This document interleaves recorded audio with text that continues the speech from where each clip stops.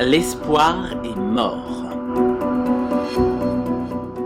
Attendre, sentir, comprendre, vivre. Je laissais mes yeux contempler la vie qui s'écoulait derrière la fenêtre. Le monde se développait tout autour de moi et je restais là, dans cette tourmente, aussi immuable qu'un arbre. Mes pupilles balayaient la rue à la recherche de l'imprévisible. Mais rien d'inattendu ne se produisit. Déçu et quelque peu résigné par ce manque d'inactivité extérieure, je me détournai et quittai mon poste d'observation, au moins pour un temps, car j'avais d'autres tâches à accomplir.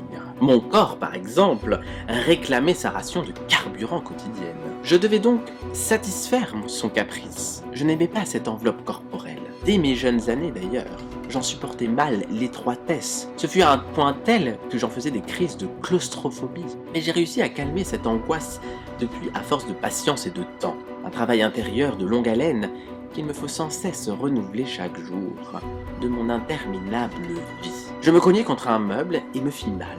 Mais je refusais d'y porter la moindre attention. La douleur physique ne m'atteint pas, car elle n'a aucune sorte d'importance à mes yeux. Ce corps n'est pas le mien, de toute façon. Donc, son altercation avec des éléments matériels de ce monde n'a pas plus d'importance que les déjections qu'il produit chaque jour à force d'avaler ce qu'on appelle communément de la nourriture. La sonnette de la porte d'entrée retentit. Enfin, quelque chose d'inattendu. Personne ne vient jamais frapper à ma porte. Ma curiosité piqué au vif, je me rendis donc dans le hall et ouvris cet unique rempart entre moi et le monde extérieur. « Voici votre pizza, monsieur !» claironna un adolescent dans son uniforme de travail jaune fromage. « Ça vous fera 27 €, tout rond, plus le pourboire. » J'ai dû le fixer avec étonnement parce qu'il enchaîna. « Un problème, monsieur ?» Je me repris rapidement et l'invitai à entrer, prétextant à avoir les sous dans mon salon. À la seconde où il franchit le seuil, il ne comptait déjà plus parmi les vivants. Je ne sus jamais quel goût avait cette pizza, car je l'ai tout de suite jetée aux ordures. En revanche, ce que j'avalais ce soir-là,